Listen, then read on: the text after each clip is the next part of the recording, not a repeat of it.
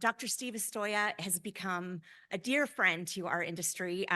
We've started working with the California Climate Hub, for which he is the director, several years ago now, and first on a grant that is currently ongoing. It's a Climate Smart Action grant that will be developing a toolkit that will hopefully help growers and vintners develop their own strategies for being more resilient in the face of climate change. But he's done some incredible work and for agriculture as a whole, and of course for the wine industry. And we're so lucky to have him involved and to have him here today.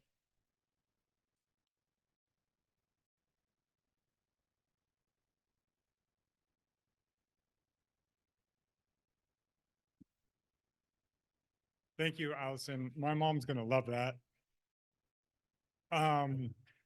Wow, it's really exciting to be here. I've been really looking forward to this. I'm really honored to be here. I've given some of these talks over the years, and what it does is it affords me an opportunity to get back into literature and understand some of what's going on. I'm a scientist. I'm a research scientist with U.S. Department of Agriculture. I work for the Agricultural Research Service. That's one of the agencies that houses the USDA climate hubs, which are functionally an applied climate science program. So to me, that means helping people make better decisions, including in venues like this. So let me get to the next slide. So my talk is titled Climate Change Impacts, Actionable Strategies for Adaptation and Mitigation. And I don't have a single note. This is totally unscripted because what I want to do today is have a conversation. So I'm going to be looking around, looking at your eyes. Well, the downside of this conversation is I'm going to dominate it for the first 20 plus minutes, but you know, that's okay. But I'm going to be looking around because I really want you to take something away from this. We're a service organization. We're a service program. We want to help people ultimately in the end, like I said, make those better decisions. So as it was alluded to in the two previous talks, which I learned a ton about, climate change is a concern. So climate change has been changing rapidly. You could see actually there's an image that was published from one of the art competitions in the most recent National Climate Assessment of a young person reading in the background to the generation of greenhouse gases that go into the atmosphere. Right? And that's what this chart functionally shows you, is that as the CO2 concentration has been going up, and you can see when it really started going up, what was functionally like the last 50 years, the temperature has followed suit. And we're going to talk more about this here in a minute, but what that really means is that the Earth can't release that heat. Right? So if you run to your car, go buy bananas, and you let your window down a little bit in the middle of the summer, that heat can be released. It won't be so hot. Right? So that's functionally what we're doing. And that is what's not just changing the temperature, but changing the climate. So we're going to go through this in detail. And whether you're managing, running, working, owning a vineyard like I have here in my backyard, I'm from Sacramento. I'm actually a third generation Sacramentan. So this is super close to home and it's lovely to be here. These are some of the images that I love. But whether you're running, owning a vineyard or what have you in El Dorado County, not too far away from here, or right here in the Central Valley in Lodi, Washington State, Oregon, New York, or anywhere else between, climate change is going to show up, and it's going to show up differently.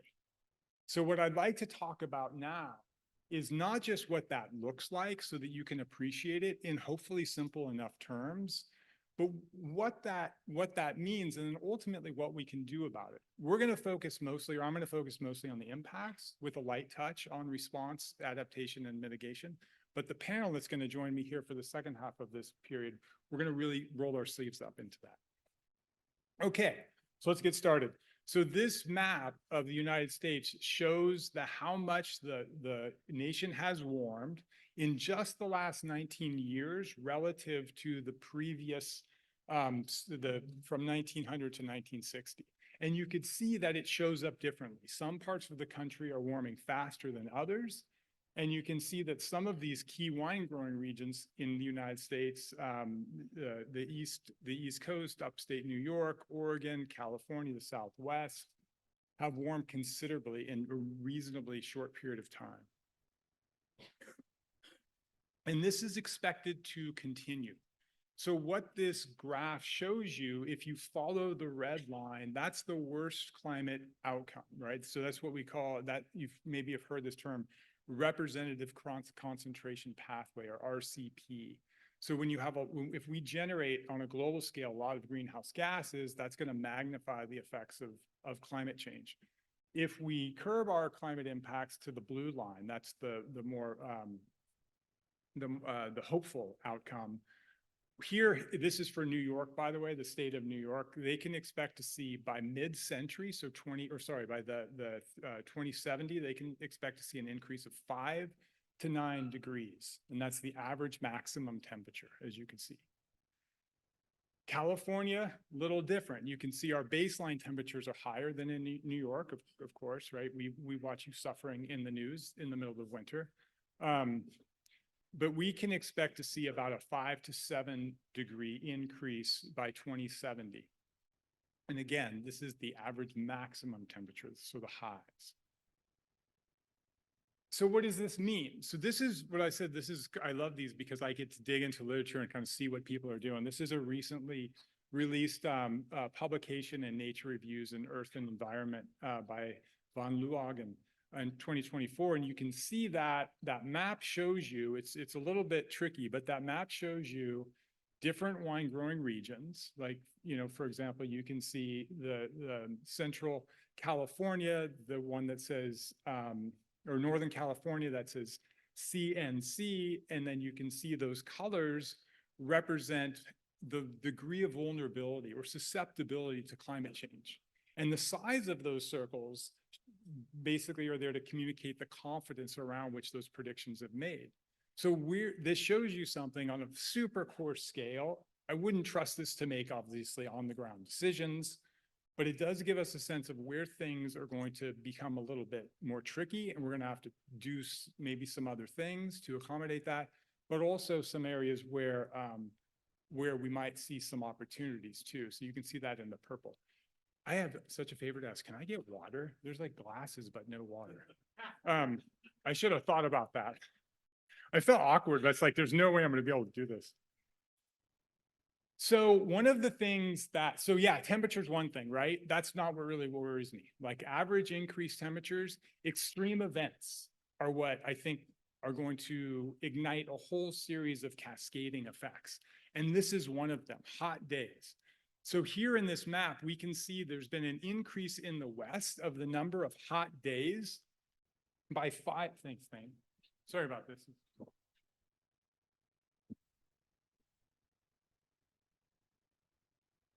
The number of hot days is most significantly in the Southwest. In the East, in the Midwest, you've actually seen a decrease in this, which is a pretty interesting trend.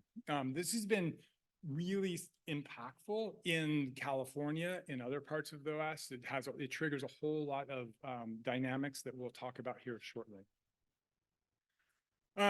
So now let's look right here at home. So that was at a core scale. So what we can do in the United States, because we have such great climate data, is we can actually scale this in.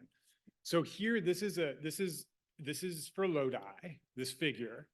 And that triangle basically shows you the number of known and expected 2-day heat events above 100 degrees. So that's getting above that 30 to 35 degrees C, or 95 degrees, of which things get a little tricky for wine grapes.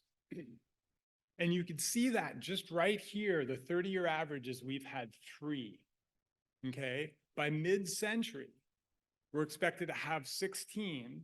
By the end of century, it's going to be hot all summer. This is a big deal.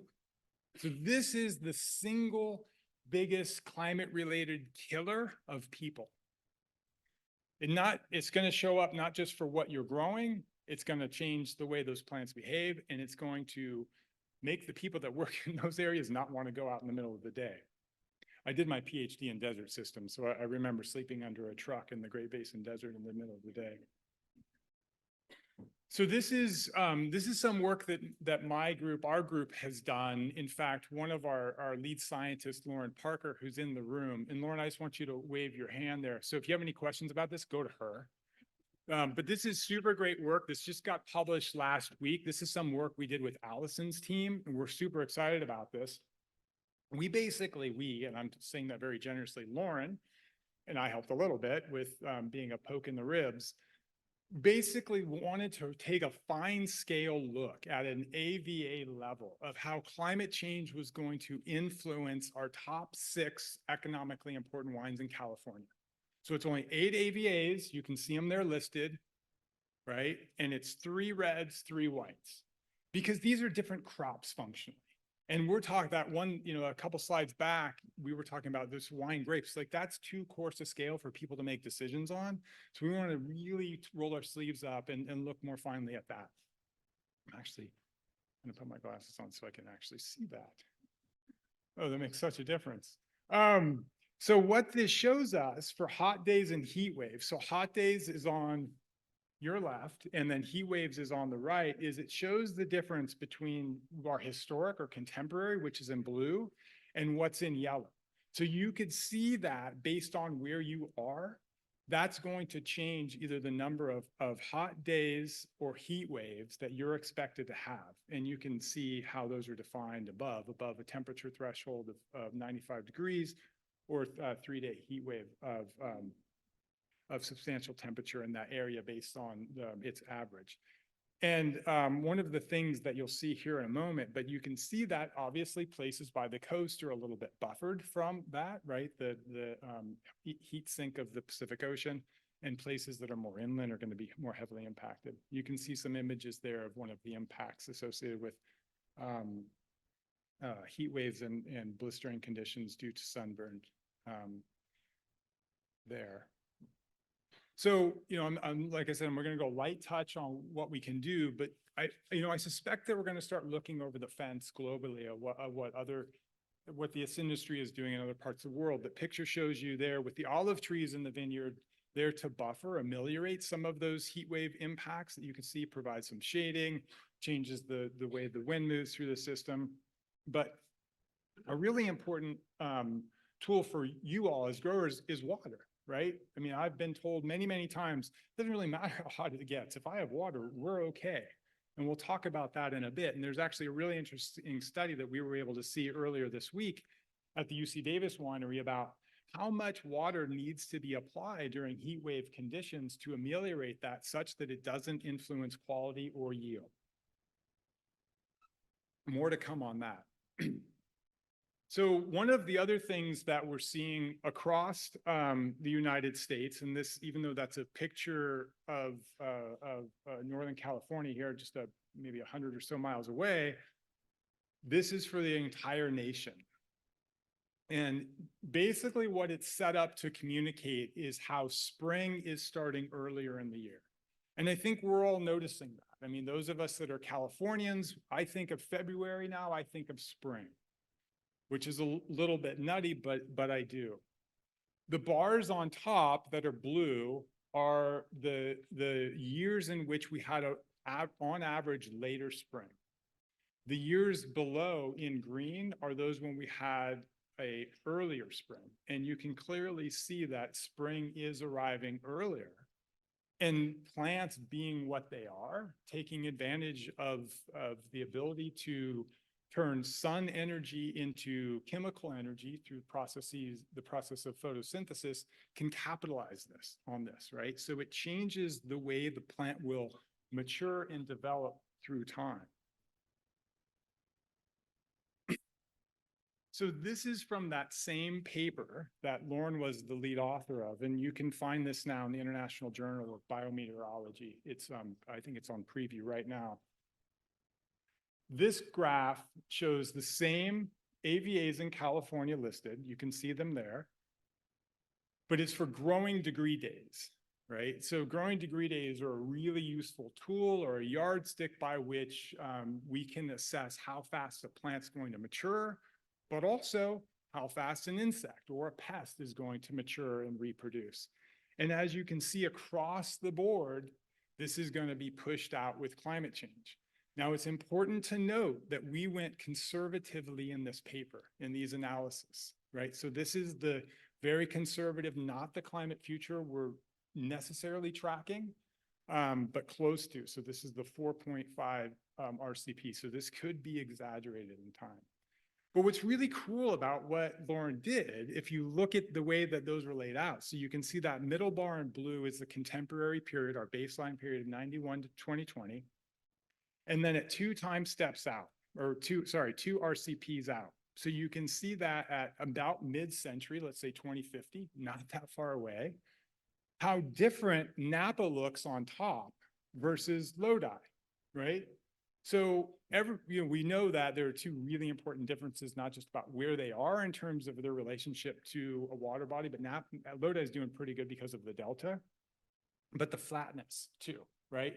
The topography matters. And you can see the degree of change or shift of accelerated growing degree days pixelated in those like units of squares, if you will, on that map, right? So you get a sense like Lodi is gonna kind of look about the same, whereas in Napa, you can take advantage of some of those microsite or landscape nuances that you might not have been aware of otherwise. So it's a really neat paper. I'm really proud of Lauren's work. So one of the other things that we got to do that I thought was really cool is to demonstrate that these developmental shifts, or these what we call phenological changes in a plant, they're crop specific and also vary in space, right? So again, the same AVAs and all of those colors represent a different developmental stage. Chill is in blue. You can see that, right? It's going to take more days now. That's why they're on almost the other side of the continuum. More days to accumulate that chill, right? That's how you interpret that. Versus bud burst, flowering, veraison, and maturity. So you can see those are all the change of days, as you can see there on the legend, is how to interpret that. So all of those things are going to be accelerated, right? So when you plan your vacations, when you've got labor things, how you deal with your shipping, this is really important information to help make our forecast decisions on down the line. And everything that I just said, I did in the reverse order of how I listed it on that slide. So we talked a little bit about leaf roll 3 yesterday when we were with Aaron at Lang Twins Winery. And I'm not an entomologist. I took entomology in college. I didn't, I took plant pathology. This is the single most frightening dynamic to me as it relates to a changing climate, right? For example, we lost 129 million dead trees in the 2012-2016 drought due to a bark beetle that was not on our radar. These are not pests necessarily to this industry specifically, but we did a paper with a collaborator that we have, Dr. Tapan Patak, who runs a lab at UC Merced. He's a climate adaptation specialist there at UC Merced. Our groups have been working really closely over the last 7 years or so. This basically shows the total number of generations and how they're going to actually be able to reproduce more in time going out. So it's basically like making a turbo pest, right? Which I think should be concerned. It concerns me. So if it doesn't concern you, we could have wine at lunch and think about it for another time. But these are the pests we know. We don't know what's coming around, right? So I think it's really important to be mindful about how do you mitigate that thing.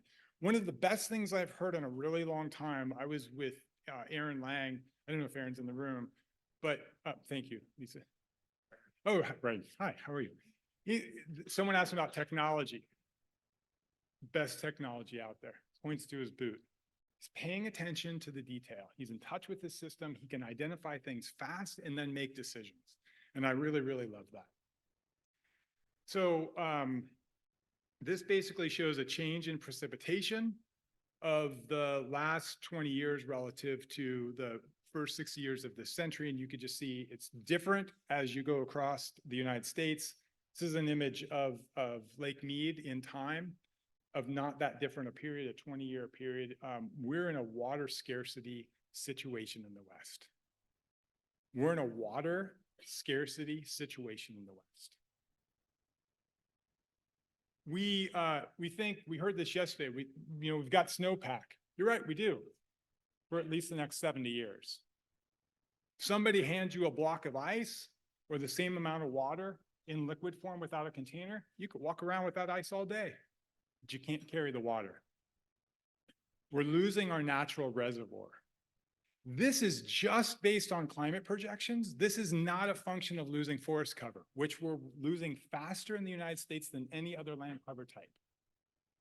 And that influences our hydrology directly, and we don't understand it. In fact, we just hired a postdoc in our lab that's going to work with Lauren and another data scientist so we can start getting our head around the problem. Because honestly, as a Californian, it scares the world out of me.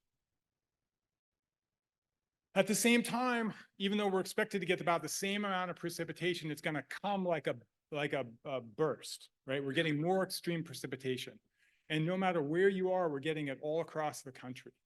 It wreaks havoc. People are like, oh, it's great. It costs us all kinds of money. It has all kinds of negative impacts. Plus, we don't have a mechanism to store it, right? Not yet. I think we're seeing a little bit at the winery yesterday we visited. They're working on indirect managed aquifer recharge, which is really fantastic to see and hear about. But this costs a lot of money, does a lot of damage. Cover crops are being promoted. Not only do they build soil organic carbon and are one of those natural climate defenses, if you will, they also can buffer the negative effects of extreme precipitation.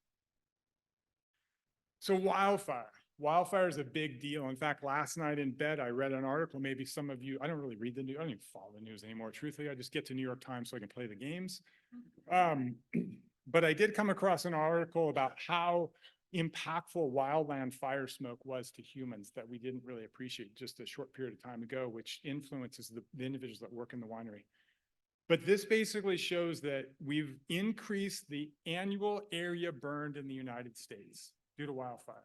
That's both graphs together. But the portion of that that's orange is the portion that is attributed to the effects of climate change through drying fuels,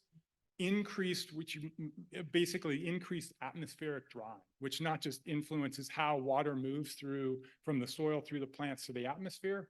Vapor pressure deficit is increasing. We're getting a drier atmosphere. We don't talk about that a lot. That's one of the biggest signatures as to why we're seeing more fires. This trend is absolutely going to continue throughout the Western United States and has global implications. So I got really curious. See how I changed my voice so we can get positive again? I got really curious. I'm like, well, what is this actually costing us? What is this costing us? Where is it showing up most? So the Climate Hub program has this really cool tool you can mess around with, at least do it after I stop talking.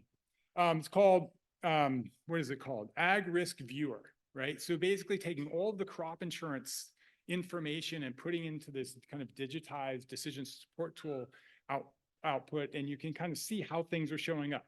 Now, this is all the indemnity payments for climate weather related causes in all grapes. We don't have it broken down by wine grape, sorry. But you can see heat is and water's not one of them, but when you see heat, I think it's pretty safe to say that it was a lack of water issue in many of those cases. So you can just see which ones of those are showing up where they're showing up in Washington, Oregon, New York, where have you. And I was like, well, how much are these actually costing us, right? So what do these payouts look like? And you can break this down by county, you can break this down by state, you could change your geography. And it was in 2014, it was, thanks, Lisa. In 2014, it was 54 million. And in 2022, that's as far as this data goes to here in this tool, is $112 million. That's a lot of money, right? So, and this is perfectly timed because I just was told I have 1 minute. So let's just go through these here, if you don't mind. So in a nutshell, or a grape cluster, right? Climate change is and will continue to modify wine production and wine growing conditions and require adaptation in many instances, right? And that doesn't mean we got to do new stuff. Sometimes it's the same stuff we're doing, right? Just do it earlier, do it differently, have different modifications to the same tools that you have in your toolboxes. Oftentimes we go to, it's like, we got to do something new. Not always the case. So as I showed you, the geography of wine growing regions may shift a little bit. Their suitability to different varieties may change in time. But I, at least for me, I'm not ultra alarmed about that. I think there's more good in terms of increased or more opportunity, if you will, for increased wine growing regions than not, assuming we have the water to ameliorate those impacts. The timing of things is going to change. It's already changing, right? I mean, it's affecting in our everyday lives. I don't think I need to say that. Didn't talk a lot about drought in this talk. I couldn't get to everything in the 20 minutes that I was allotted, but drought, heat stress, temperature change are going to influence yield and quality. They will. There are mechanisms that can be applied. Many of you know of them better than I do that can ameliorate those impacts. Something to keep in mind. There's a ton of great work going on here, right? Even we're here in California at UC Davis, looking at different rootstocks, different scions, different genetic and variety options to accommodate future climate conditions. And like I said, pests, right? It's one thing about the pests we know, it's something out about the pests we don't. And I've got to go back again to what Aaron said, boots on the ground. Having early detection is really key in that, right? Before things get too far ahead. And on the bottom, and presumably these slides will be available. I'm a federal scientist, so I'm a public servant. Everything I do is for you. There's some further reading there on the bottom. If you want to explore this more, there's two really good chapters. In fact, in that last food science and technology, there's a recent book that's out. I don't know if it's publicly available, but you could probably figure out a way to get it through somebody you know. And with that, we will say thank you for the talk. We're going to transition now to a panel. We're going to spend the rest of this time in a panel format. I've got some, that's where we did take some notes. I've actually got some questions that I'm going to ask. And what we're going to do now is I'm going to introduce our panelists. I'll do them individually. I was given the order to do that in. And as I announce you, please come take a seat where your name tag or your name setting is. And then they're going to have a minute after their introduction, they're going to have a minute to kind of outline their scope and their interests and kind of what's on their plate as it relates to this topic. And then we'll do some question and answers. Okay, so first, Will Drayton. Will is the Director of Sustainability and Science at Treasury Americas, a division of Treasury Wine Estates, which is one of the world's largest wine companies. He began his wine journey and sustainability when he joined Treasury in 2008 as a viticultural intern, interestingly enough. In 15 years in the company, he's held many positions within viticulture and winemaking groups. And we're really lucky to have Will. Next, we have Timothy Martinson. Hi. And there, if you want, I think there are stairs on the other side, just whatever's more comfortable for y'all. Tim has been involved with grape extension and research at Cornell University since 1991. After completing his master's degree and his PhD in entomology at the same institution, Tim was research associate with Grape Entomology Program from 91 to 96. He's now he was hired to be the area grape extension educator in the Finger Lakes region of New York, where he led the development of Wine Balance Sustainability Viticultural Program and the production of New York Guide to Sustainable Viticultural Practices. So we're really lucky to have Tim here today. Third, we have Molly Shepard. Hey, Molly. Molly is assistant. That's okay. That's like, I feel like I'm giving an award ceremony all of a sudden. It's like pulling some favorites. That was funny. So Molly is the assistant winemaker and environmental management at Spotswood Estate Vineyard and Winery. Born in Victoria, Australia, Molly has been surrounded by wine for most of her life, studying genetics and microbiology at University of Melbourne. Is that close? Melbourne? Melbourne. I worked on that in my head before I saw it. She has degrees in agribusiness, viticulture, and enology. Molly combines her passion for winemaking with her passion for the environment. That's fantastic. And finally, Pam. Pam Turner is co-owner of Ambar Vineyards and Winery. It's a small 20-acre vineyard in Dundee Hills and a first regenerative organic certified vineyard in the Willamette Valley, Oregon. It's also a live certified, which is an Oregon effort similar to the Napa Green, is salmon safe and bee friendly. I was the bee in my thing yesterday. And her professional background is in science writing, and in her correspondence to us, it really comes through. So thank you all. So what we're going to do now, and I'm going to take a seat as we're doing this, we're just going to let them have an opportunity to introduce themselves a little more completely and share any opening thoughts that they'd like to, and then we'll go to a series of questions. So we'll go with you, Will. Well, welcome everyone. Thank you for having me. And so great to see so many faces that on the tour yesterday and that I bumped into over my career so far. So I work for Treasury Wine Estates. You may have heard of Treasury Wine Estates.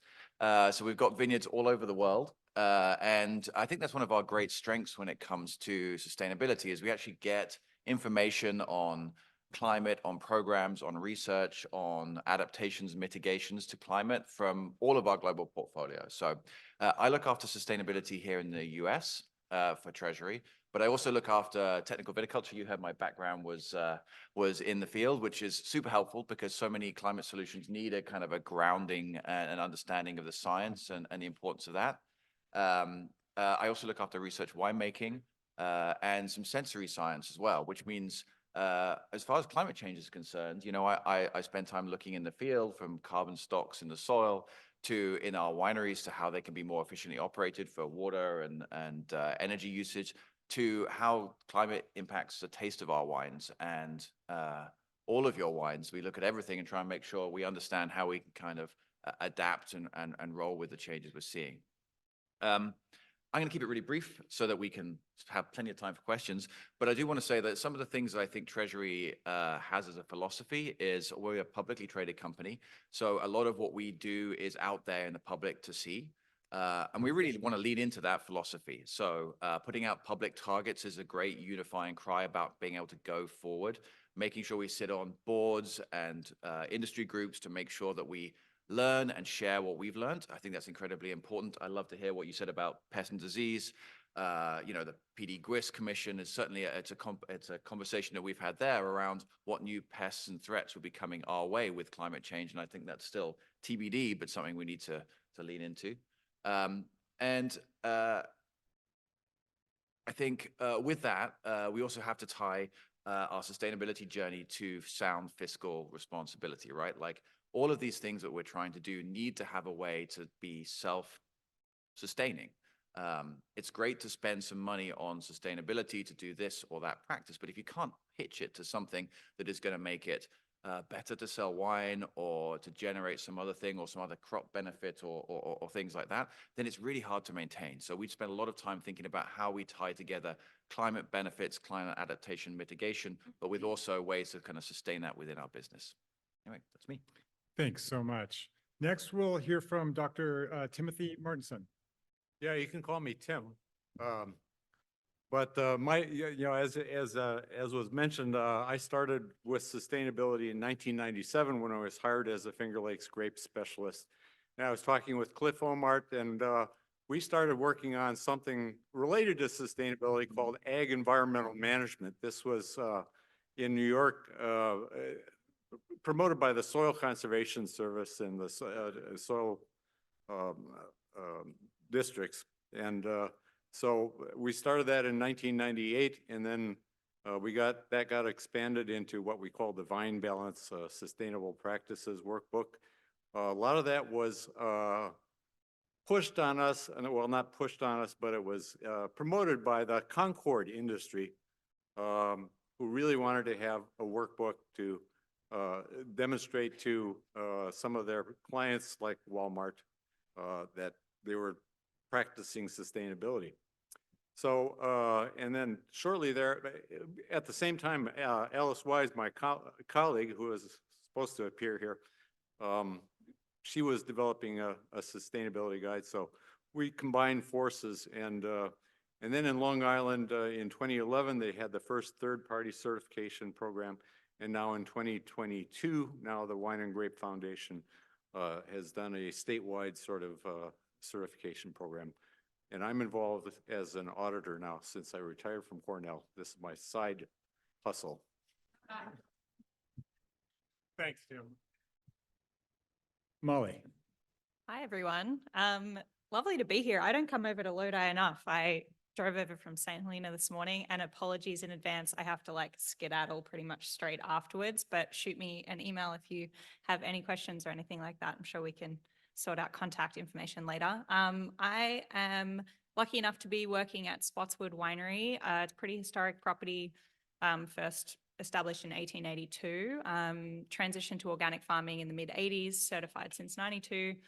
Since then, have been practicing biodynamics for the last 10 years. And basically, I'm in charge of a lot of our certifications and a lot of our environmental initiatives, as well as helping make the wine and work in the vineyard. We're a small team, so we wear a lot of hats. But yeah, I got us Demeter certified in 2020, B Corp certified in 2020 as well. So speaking to the triple bottom line that is obviously really important, the intersectionality of environmentalism and all of, you know, the umbrellas that sort of encapsulates is super important to us. So B Corp, Demeter, regenerative organic certified as of last year, True Zero Waste, and International Wineries for Climate Action as well. So we underwent our first full scope 1 through 3 inventory in 2018, joined IWCA in 2019, and then a big part of my job now is long-term projections of emissions reductions and where we can build in those strategic long-term plans to, again, look after ourselves economically, environmentally, and be able to, well, and Pam will relate to this, we're small, so it's a really interesting panel, scale and size-wise. I think that's also a really important piece. We farm 37 acres and we make 9,000 cases. Our emissions absolute are like 400 metric tons equivalent CO2 per year. So we're cute and laughable as far as our direct impact is concerned. However, a big piece of that is the advocacy piece, is the amplification of the messages and chatting to everyone. It's just always so beautiful to look out at a room of people that you know, speak the language and hear all the things, and how we can disseminate those messages out even further to get into big ag. And you know, the one last thing I'll say before Pam goes is that we're all very lucky to be part of the wine sector. I think we sit in a really special place agriculturally. No one speaks to the lettuce farmer about their experience and how hard it is and how hard farming is. And we have the opportunity to intersect with luxury, with people that honestly drive most of the emissions, and most of our issues are driven by our consumers, and the ability to be able to sit with them over a glass of wine and connect about what matters, what's impacting us, and what we can all do collectively to move things forward is really inspiring. So yeah, stoked to be here, excited to meet you all. And sorry, Pam, I think I chatted for probably too long, but. No, thanks, Molly. That was perfect. And then we'll hear from you, Pam Turner. Thank you. Hi. So yes, I'm even smaller. We're even smaller than Spotswood. Ambar, we have about 20 acres. That's our estate vineyard. And then up the road, we have another 66 acres where I'm also co-owner of Vinovate. It's a custom crush facility. We specialize in small lot, high quality bottlings, many from our neighbors on Warden Hill Road. And I hope you come visit us sometimes. We're a beautiful area. So we really wanted to do everything that we could right from the start, and we looked at organic and knew we wanted to do organic, but then we discovered regenerative organic, and we said that's it. That's where we want to be. It's easy to understand. It's easy to explain. And so we are the first regenerative organic certified vineyard in the Willamette Valley. We're the only the second in Oregon. Troon is the other one in Southern Oregon. And we have another 40 acres of plantings that we're doing at Vinovate that will also be ROC certified. And we really thought it was important to be part of the climate solution. We felt really good about regenerative because it's not just about, well, let's try to keep things from being worse. It's actually about trying to make things better, improving soil health, sequestering carbon in the soil. And as Molly mentioned, we feel like we're in this really unique place because people within agriculture, because people will want to come to where the grapes are being grown. They want to hear about how the grapes are being grown. And so we get a chance to sit down with people and say, yes, look at our vineyard. Our vineyard is messy because we've got a cover crop and things are growing. And that's a good thing. And this is why it's a good thing. It's good that it's messy. And this is why it's different. This is why, bare soil is a problem. This is why you don't see bare soil in our vineyard. And that's a real opportunity that I think is very unique and we should take advantage of to educate people. And I hope that people will then start thinking, now I understand what regenerative, that makes sense. And that, healthy food, healthy people, healthy planet. And next time when they see some other product that's regeneratively grown, they'll say, oh, I know what that is. I'd like to buy that. I'd like to support that. I'll turn Thank it over to you. Thanks. That's great. So welcome all of you. So I'm going to just kick us off here with a few questions. And I'm going to kind of take advantage of the diversity, both in terms of size and geography here. We're talking about sustainability. We're talking about regenerative agriculture. We're kind of talking about a composite of climate smart practices. So Molly, I want to start with you. If you could for us kind of collapse the elements of a climate smart practice that's applied to the vineyard, regenerative applications, sustainability applications to specific climate stressors or impacts, whether that's temperature, whether that's flooding, whatever that is. But could you crosswalk that a little bit for us and maybe speak to how or if that gives you a little bit of calm, right? Knowing that you're looking, like many of us in California, we're looking at the forecast of an atmospheric river or where there's a wildfire burning, or we know there's a heat wave coming, right? Now, it's a little finer than I thought I would set this up, but I really want to take advantage of this diversity here. Yeah, absolutely. So from my understanding of your question, basically mitigation strategies based on certain parameters and things we're seeing in the vineyard. Yeah, like heat stress practice applications. practices and applications. Yeah, totally. So you spoke to it a little bit in your introduction. Integration of cover crops is huge for, increased water holding capacity, increased infiltration rates, protection of soil. I think something that's really interesting for me is even just the understanding of our own understanding as far as soil health is concerned, and having historically always looked at chemical and physical properties of soil, but only semi-recently have we been really thinking actively about the living piece and the biological piece of soil. So, and the more I learn about it, the more we learn about it, the more we understand that having soils covered is really important. One, for heat spells, like the delta in temperature of soils that are bare versus soils that are covered, whether you want to keep that as like a crimped mulch or whether you want that to be a living cover crop, I guess is a completely, everybody has different takes on tillage and cultivation, which is a really interesting piece of the regenerative conversation. I think intentionality is the most important piece, that everything that you do is on purpose. And to your point, the boots on the ground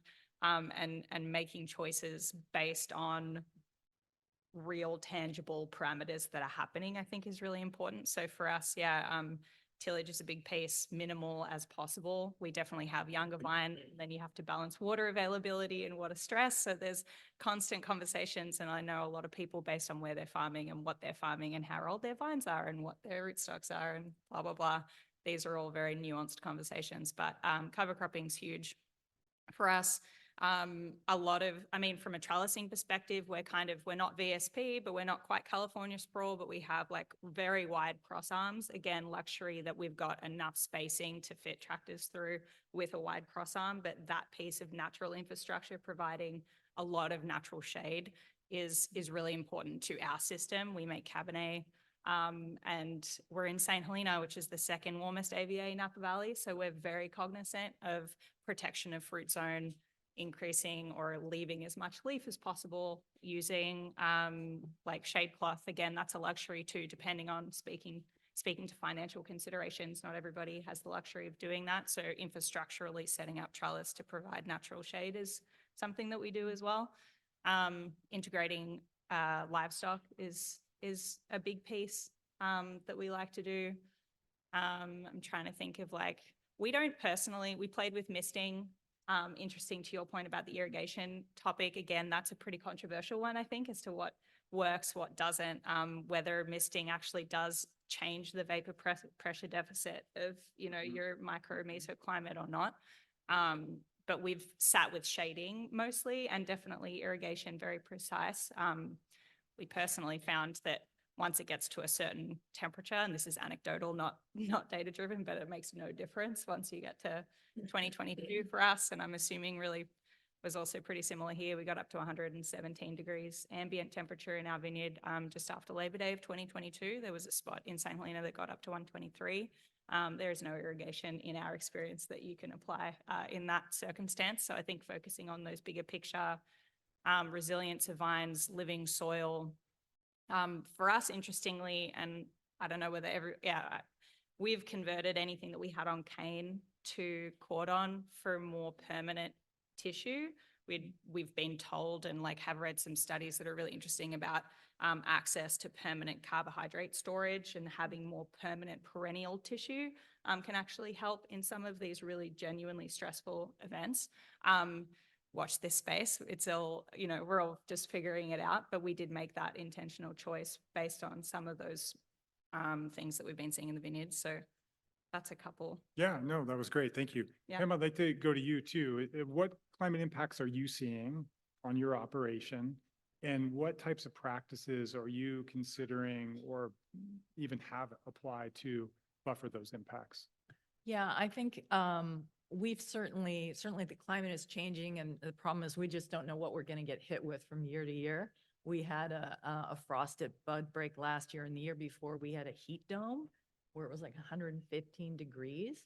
So I think the best way that we feel like we can prepare for that is to build in resiliency from the beginning.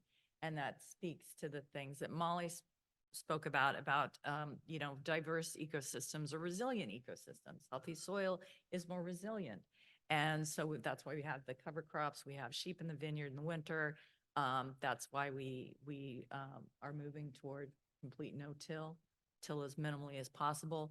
And when the heat dome, after the heat dome, I wasn't there during the heat dome, but I visited after, and we dry farm, by the way. And so we had no irrigation on anything, couldn't do anything about the heat dome. And I was sure that our little new block of spindly, recently planted Pinot Meunier, I was sure that was toast. And went out there and it was fine. The leaves were green. So I think it really works. We have good soil. We're at Ambar. We had the land that we bought had never been farmed and had been pasture. We have our organics are 6.5%, and that really helped. We have 4% up at Vinovate, which was a hay farm, and I'm really curious to test that and see what happens once we start farming that regenerative, and see how fast we can build up the organics to be like Ambar, because they're half a mile apart, same soil. Yeah.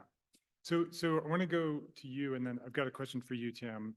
You can kind of pull us up geographically because you've got your eyes on a bunch of different locations and different sizes, different units of complexity.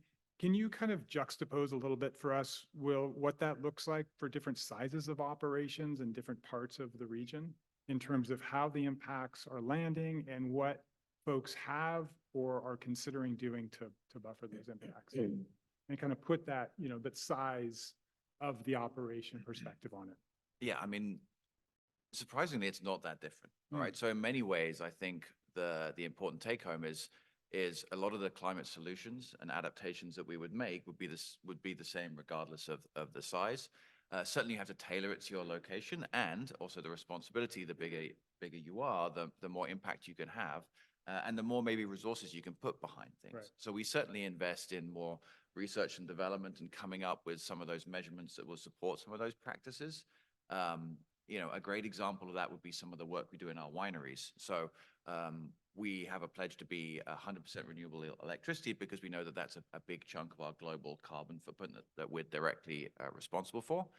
As part of doing that, we want to make sure we're not just rolling out solar for solar's sake, but we're trying to be as efficient as possible. So how can we bring in ways of controlling our chilling, or ways of treating our wine, or moving it around, or storing it in ways that are more efficient than ever before?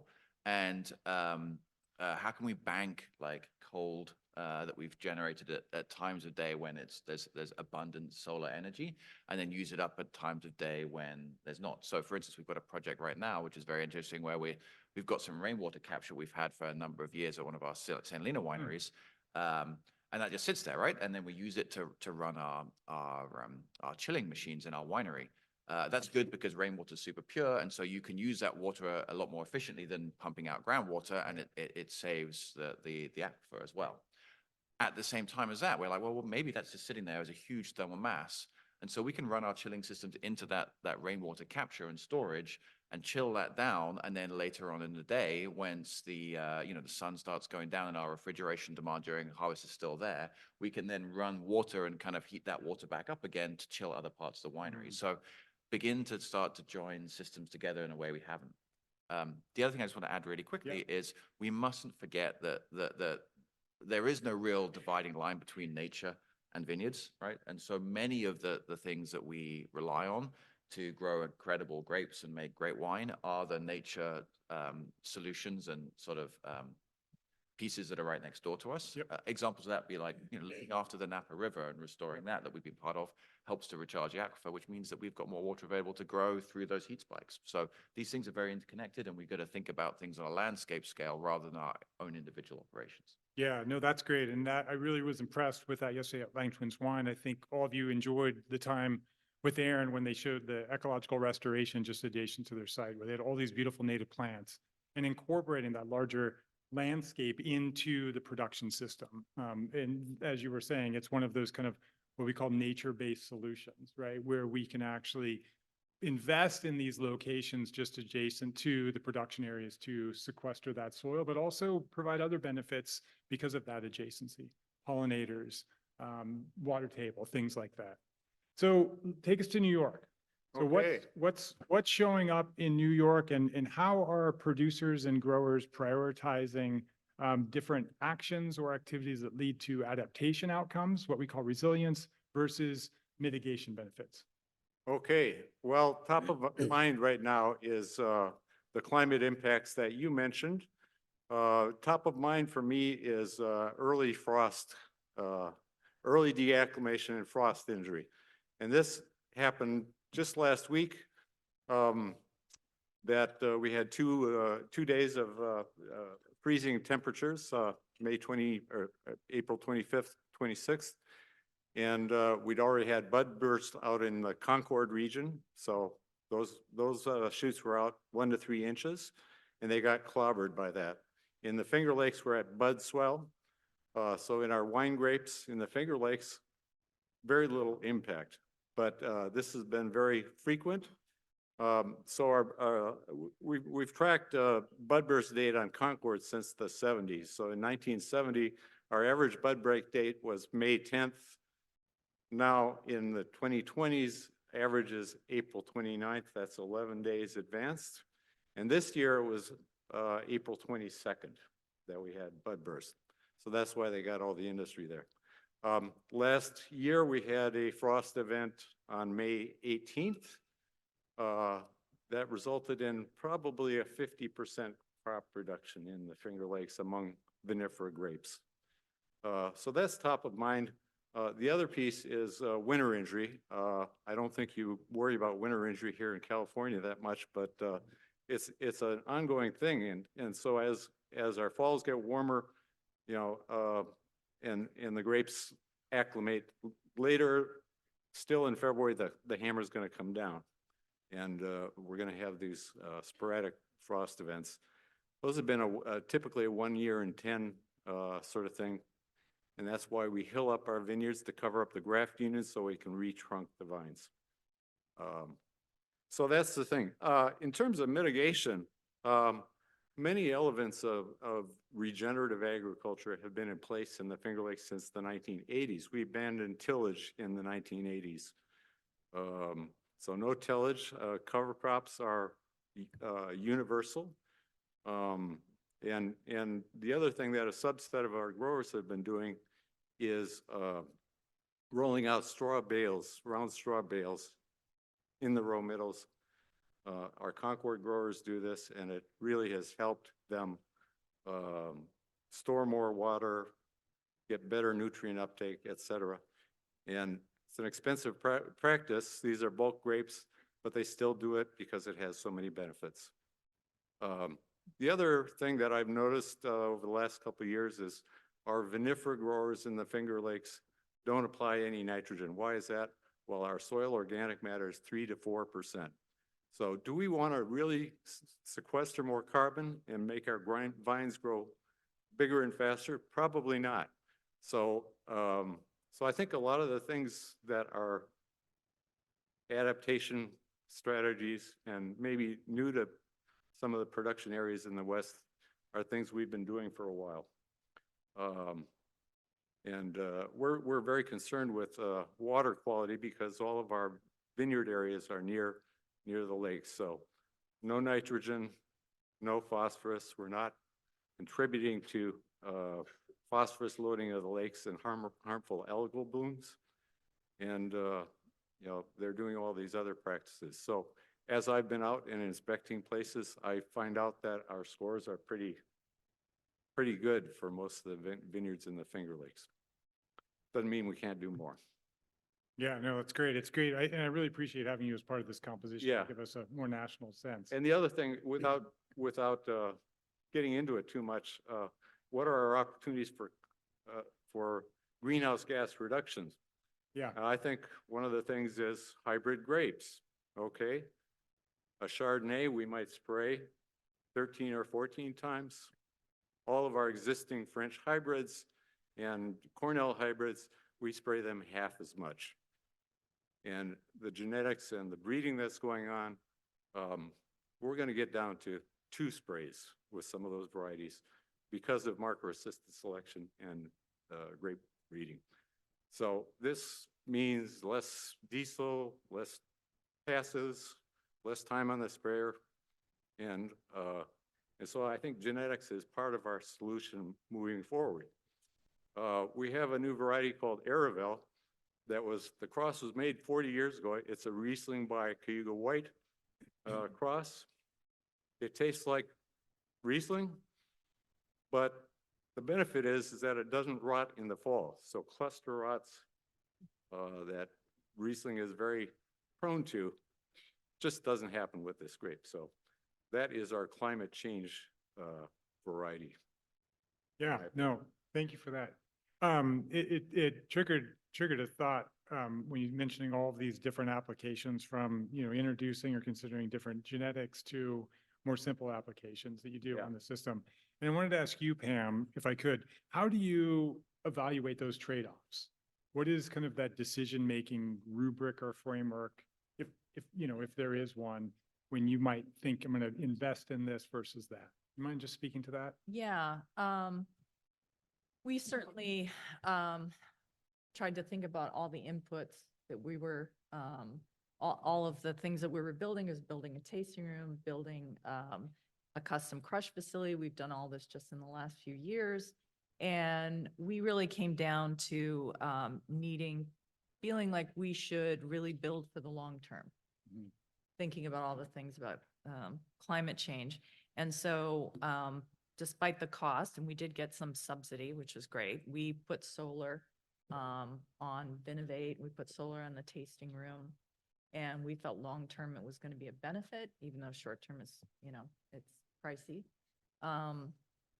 So we thought about that.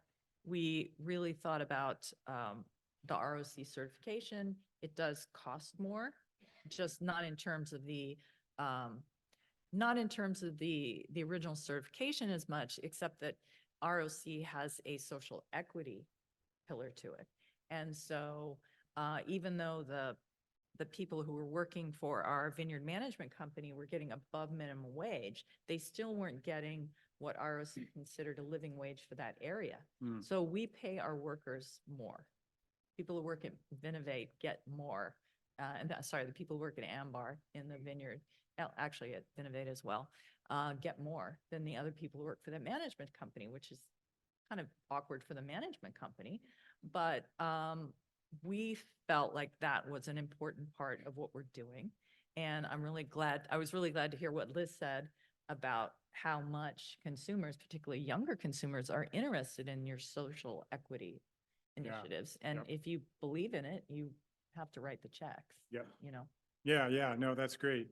Thank you for that. Mhm. This came up yesterday. It's come up in almost, I think, what all of you mentioned. And Will, I want to ask you, we hosted a kind of an outward looking workshop, as you remember, in Sacramento to kind of not just what we can do now to adapt these systems to a changing climate, but what do we need to be doing? What do we need to be thinking about? Will was a part of that composite of experts.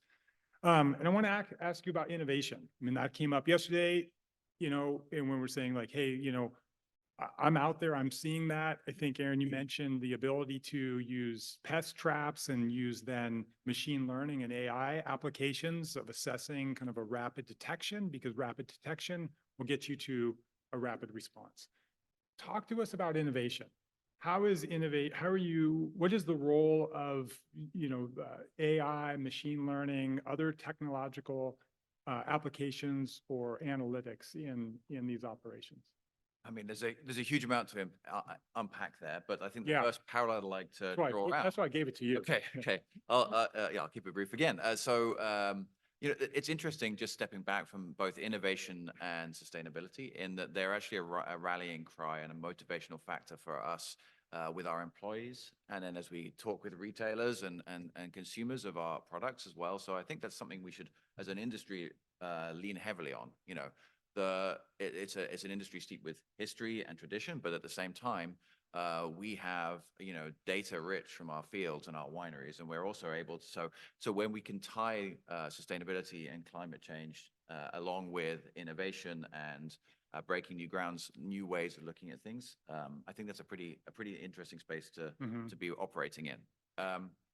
So specifically, innovation, we've got it across vineyards, wineries, and even in our tasting rooms.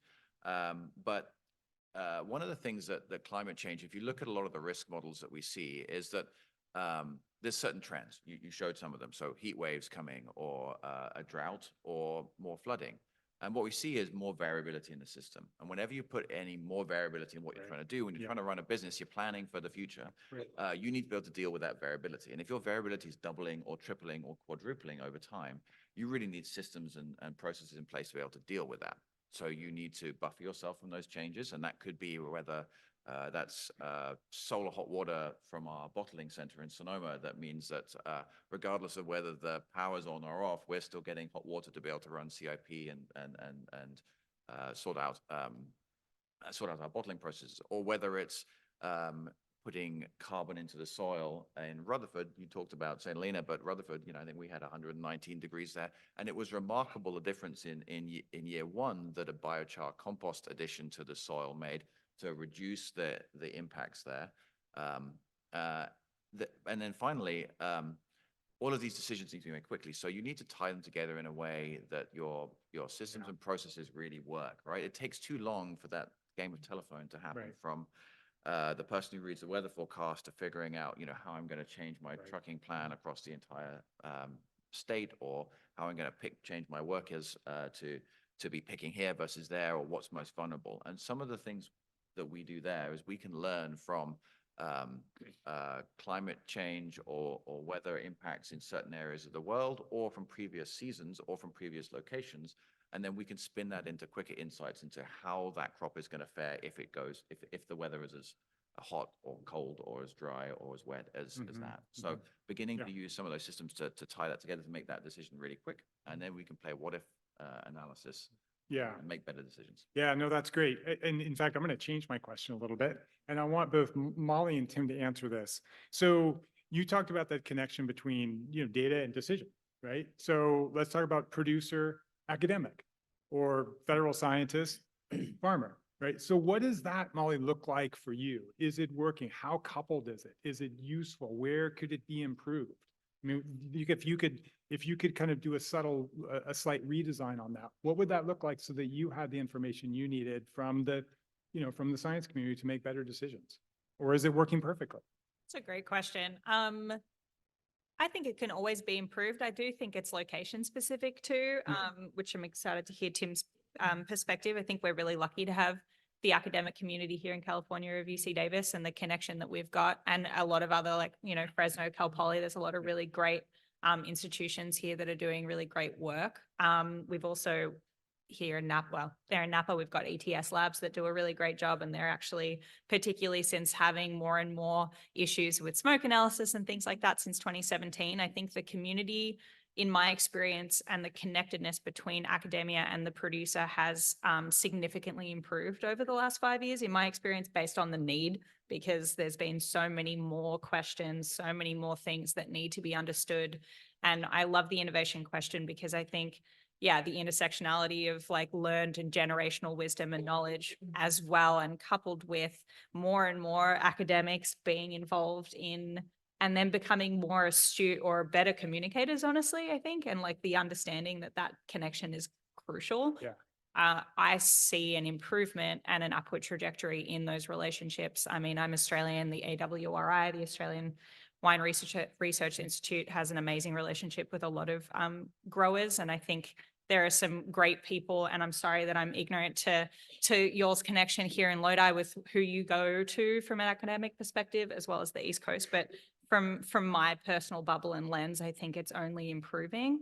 And I think that there are a lot of people really making themselves available and wanting to do more of these, honestly, more symposiums, more education, more extension work. And I think that we can only continue to grow with that trajectory. But I think based on the need that we've really been lost in the water over the last 5 years with some of the things that we've all been experiencing from a farming perspective, I think that the academic world is really showing up for producers, in my experience. I'm sure there's areas for improvement, but I've been really heartened by it, and I'm excited to see it continue to grow. Yeah, Tim, I want you to answer the same question, but one of the elements that you alluded to in your response, Molly, is industry groups, Yeah. right? Like the one that's hosting this summit. Huge. Have a huge role in facilitating those connections. Yep. So if you, Tim, could maybe triangulate those three. So you have the producers, you have the academics, and you have the industry representative groups. How's that shaping in your part of the world? Well, historically, it's been a really close relationship between our Geneva Experiment Station, which is right in the middle of the Finger Lakes wine production region. And then we have a laboratory out in Western New York that, directly works with the Concord industry. So they play an important role in, judging what research funding goes where and guiding us in our projects. One of the big challenges I think I've seen is that we want everything to be data-based as scientists. So, and individualizing management. So in terms of precision viticulture, which is kind of a big thrust these days, we have Terry Bates, who's trying to educate growers in GIS and mapping. Yep. Online. So he's got a free app, and it's integrated with the cell phone so that the growers can actually say, I want to monitor, say, leaf roll, and they can drive their ATV through the vineyard and punch that and come up with a map. So I think the big challenge, in the future with with these sorts of things is, you know, how to integrate all these new information sources that we have access to into something that can work for growers as management. And I think Terry in particular has done a good job in trying to make this down to earth with proximate sensors that you put on the tractor with the sprayers that do NDVI, and getting a platform up there so that the growers can, you know, look at that. So Yeah. part of our extension effort now is to do training sessions on how to use this thing. So it's challenging, and I don't know how much time growers want to spend looking at maps and doing all this stuff, but I think that's one of the things that's going to really advance us in the future. Yeah, yeah, I just got one thing to add. yeah, go ahead. Yeah, so I just don't think we should forget the role of certification in Oh, yeah. education through all of this, right? And all of the certification groups that we saw earlier on the door on the board, they have a fantastic role to play tying that together, and we actually find that it strengthens our kind of supply chain. You know, if we're talking and saying, what certifications do you have and what are you working on, it just kind of adds additional power to that knowledge sharing and ability to take our lessons from Davis and then pass them on to our growers, or what's our footprint of our packaging, et cetera. So certification is an incredibly important goal that the industry should be helping explain what we do through. Yeah. Yeah, no, thanks. I'm glad you added that too. So Lisa, I saw the note. Do we have time to go to questions? Yeah, can we go to the audience questions? Does anybody have a question for anyone on the panel you've been dying to ask? Yeah, we have one right up here. I don't know who has a microphone. Keep your hand up so they can, we've got viewers on Zoom.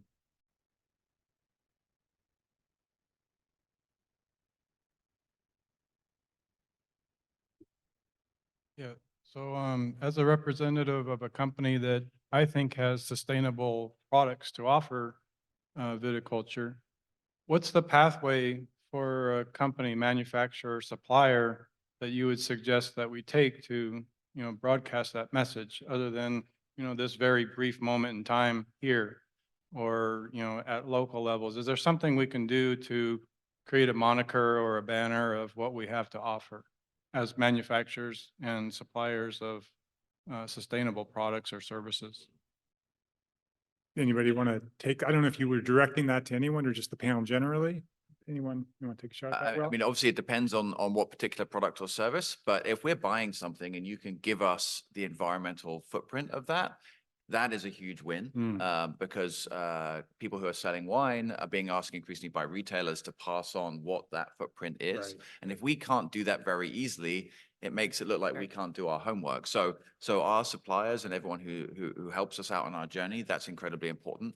I think taking a look at certification and realizing all the different pillars of important areas of sustainability and where you fit into those will also help streamline it. So it helps solve problems that wineries or vineyards might have in a particular area and how to improve in those. If you can align your goods and services with that thing, you know, beyond that, it's hard to talk in generalities, but like making sure you understand where you fit in the sustainable journey of people you're selling to is probably key.